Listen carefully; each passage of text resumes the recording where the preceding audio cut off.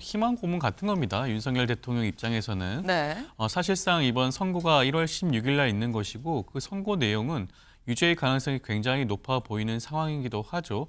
만약에 유죄가 나온다면 말씀하신 것처럼 집행유예라든가 그럴 가능성은 거의 없다고 봐야 돼요. 사안이 굉장히 엄중한 사안이기 때문에 실형이 나올 가능성이 굉장히 높고 그렇다고 한다면 이번 구속기간 연장과 무관하게 곧바로 형이 집행이 된다고 보시면 될 것 같습니다. 그렇기 때문에 풀려날, 석방할 가능성이 거의 없다고 보여지는 것이고요. 내란 재판부법 민주당에서 수정안을 올려서 통과를 했지만 여전히 위헌적 요소가 있다.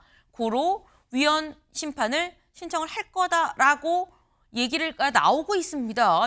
윤석열 전 대통령 쪽에서. 그러다 보면 결국 이거 받아들여지면 재판이 그때까지 열리지 못하는 거고 시한이 좀 길어지면 석방되는 거 아니야 라는 얘기가 나오고 있다는 거죠. 제가 봤을 때는 어제 국회를 통과한 내란 전담 재판부법은 위헌성이 완전히 제거됐다고 보기가 어렵습니다. 왜냐하면 윤석열 1월 출소설이 나오지만 석방 가능성은 바늘구멍입니다 라는 게 국민일보의 오늘 기사입니다.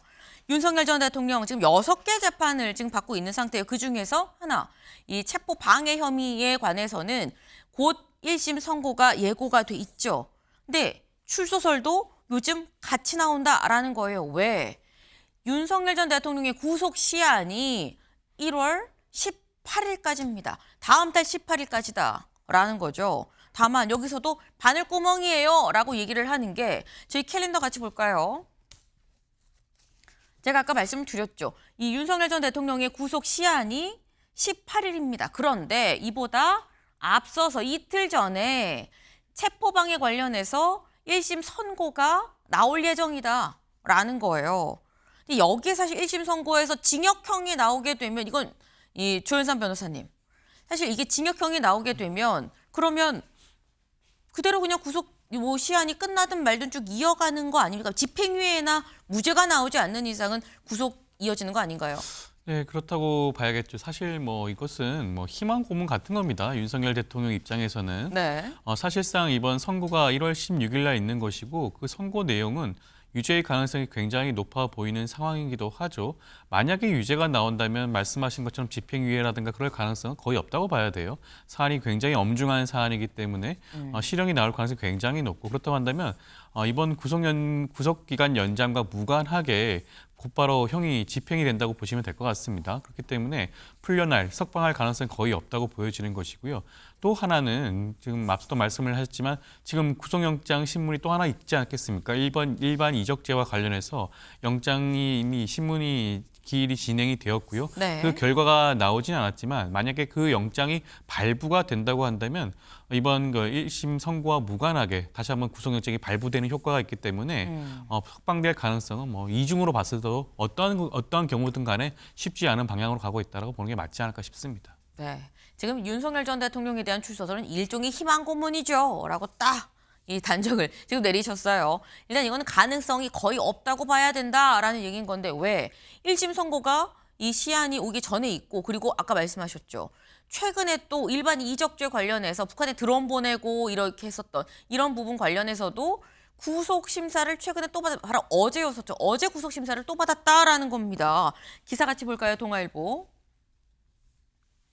윤석열 1월 출소설 나오지만 석방 가능성 바늘구멍 말고 동아일보 보겠습니다. 윤 추가 구속 기록 내달 18일 구속 만료 전에 결정이 될 거다라는 거예요. 18일 구속 만료 전에 물론 체포방해 혐의로 1심 선고도 나오는데 어쨌거나 그것과 무관하게 혹여 거기에서 집행유예나 무죄나 이런 게 나온다고 해도 그 전에 또 구속심사를 받았다라는 겁니다. 근데 이 구속심사 결과는 나오지 않았어요. 이거 관련해서. 요거 송영훈 변호사님 어떻게 결과 전망하십니까? 일단 다른 재판부가 어떻게 판단할지는 독립적인 것이기 때문에 네. 지금 그 외환 혐의 사건의 재판부는 독립적으로 구속 여부에 대해서 필요성을 판단할 겁니다. 그러기 위해서 어제 신문기일을 거치고 30일까지 지금 양쪽 의견서를 받기로 했지 않았습니까? 그렇게 해서 신중하게 결정을 할 텐데 일단 우리가 하나의 사건을 계속 구속 상태에서 피고인을 재판하기 위해서 다른 사건에서 2중, 3중으로 구속하는 것은 원칙적으로는 좀 지양될 필요가 있습니다. 결국에는 결론을 정해놓고 특정한 인물을 구속해놓고 재판하기 위한 것이다라고 하는 비판으로부터 자유롭기가 어렵거든요. 다만 이 사건은 좀 특수성이 있기는 하죠. 12.3 비상계엄이라고 하는 것이 워낙에 방대한 사건이어서 심리의 1심에 있어서는 적어도 장기간이 걸리는데 그동안에 이제 막강한 사실상의 영향력이 있다고 평가되는 윤 전 대통령이 석방되어 있을 때는 역시나 아직까지 증언하지 않은 증인이나 참고인에게는 영향이 있을 수 있기 때문에 그런 부분에 대한 법원의 상당한 고려가 있을 것으로 보입니다. 다만 앞서 말씀드린 것처럼 삼중 구속이라고 하는 비판이 바람직한 것은 아니에요. 그런 점에서 다음 달 16일에 있을 체포방해 혐의 사건의 네. 재판 결과가 실형이 선고될 가능성이 높다고 본다면 아마 외환 사건 재판부도 굳이 구속영장을 발부하지 않을 가능성도 있어 보인다. 이렇게 말씀드리겠습니다. 어차피 구속 상태가 유지가 되는 상황인데 굳이 삼중 구속이란 비판을 또 감수하지 않을 가능성도 있기 때문에 좀 열린 결말로 좀 봐야 될 것 같다라는 말씀이에요. 네.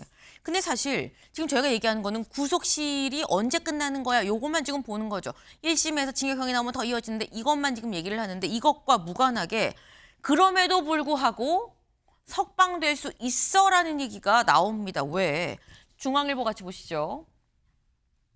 내란재판부법 통과, 위헌 심판, 그러면 재판이 지연, 그러면 윤석방이라는 수순으로 가는 거 아니야 라는 얘기가 나옵니다. 어제 국회 본회의에서 내란재판부법이 통과가 됐죠. 근데 여기 관련해서 내란재판부법 민주당에서 수정안을 올려서 통과를 했지만 여전히 위헌적 요소가 있다. 고로 위헌 심판을 신청을 할 거다라고 얘기가 나오고 있습니다. 윤석열 전 대통령 쪽에서. 그러다 보면 결국 이거 받아들여지면 재판이 그때까지 열리지 못하는 거고 시한이 좀 길어지면 석방되는 거 아니야 라는 얘기가 나오고 있다는 거죠. 윤석열 변호인단의 얘기 같이 좀 볼까요? 실제로 어제 이게 통과가 되면서 내란 전담 재판부는 위헌이기 때문에 우리는 위헌법률 심판 제청 신청을 비롯해서 헌법 파괴 행위 좌시하지 않겠다. 우리 위헌법률 심판 제청 이거 신청할 거예요 라고도 얘기를 했다라는 겁니다. 근데 그럼 조현삼 변호사님 이렇게 되면 진짜 석방되는 거 아니야 라는 생각이 들기도 해요. 그것조차도 윤석열 전 대통령 측의 바람이라고 할 수가 있겠죠. 내란재판부법이 통과되긴 했지만 어떻게 보면 위헌성의 그런 소지를 모든 그런 부분들을 제거를 했다고 봐야 됩니다. 이미 대법원 조희대 사법부 차원에서도 대법원 예규를 통해서 전담재판부를 만들겠다고 하지 않았습니까? 그 필요성을 이미 대법원이 인정한 셈이라고 할 수가 있겠고요. 그리고 추천위원회도 없앴습니다. 추천위원회가 아니라 법원 내부에서 판사회의를 통해서 전담재판부를 구성하도록 되어 있죠. 그렇다고 한다면 외부에서 판사를 선정하거나 그런데 영향력을 행사하는 그런 방안들이 제거됐다고 봐야겠죠. 그렇다고 한다면 위헌성의 그런 논란은 더 이상 없다. 라고 한다면 아마 재판부 입장에서는 설령 윤석열 대통령 측에서 여기에 대해서 위헌 법률 심판 제청을 한다고 하더라도 법원이 받아들이지 않을 가능성이 굉장히 높다고 보여져요. 이미 대법원 차원에서 그런 입장이 나왔기 때문에 받아들이지 않는다고 한다면 윤석열 전 대통령 측에서는 헌법 소원을 제기할 수밖에 없습니다. 그 헌법 소원을 제기한다고 하더라도 재판이 중지되지는 않아요. 그렇다고 한다면 그대로 내란 관련 재판은 진행이 되고 네. 그 결론까지 이를 가능성이 저는 높지 않을까 생각이 들고 설령 위헌 법률 심판 제청을 받아들인다고 하더라도 헌법재판소가 이에 대해서 신속하게 판단을 낼 가능성도 저는 굉장히 높지 않을까 싶습니다. 아하.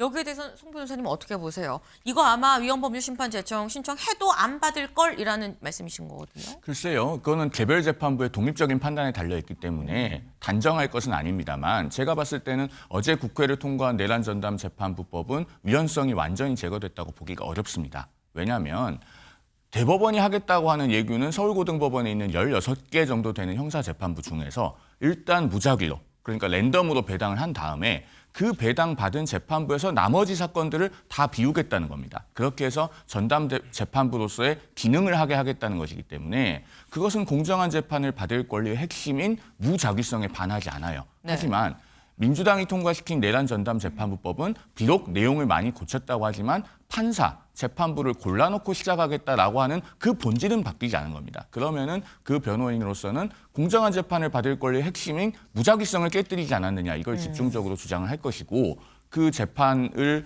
담당하게 되는 재판부가 이것은 내가 비록 전담 판사로 추천이 되었지만 문제가 있다. 라고 판단한다면 헌재 보낼 가능성이 충분히 있는 것이죠. 그렇다면 왜 우리가 이런 절차적 불확실성을 감수하면서까지 이런 무리한 법률을 통과시켜서 사회적 혼란을 초래해야 되는가? 라고 묻지 않을 수 없는 것이고 아마도 민주당이 법안을 누더기로 만들어가면서까지 이것을 강행한 것에는 지난 대통령 취임 100일 기자회견에서 이재명 대통령이 그게 뭐 위헌이에요? 라고 말했던 그 한마디 때문이 아닐까 하는 생각이 듭니다. 그러나 대통령의 말이 틀렸으면은 민주당이 집권 여당으로서 고언을 해서 그것을 바로잡을 줄도 알아야 된다라는 말씀을 드리고 싶습니다. 네.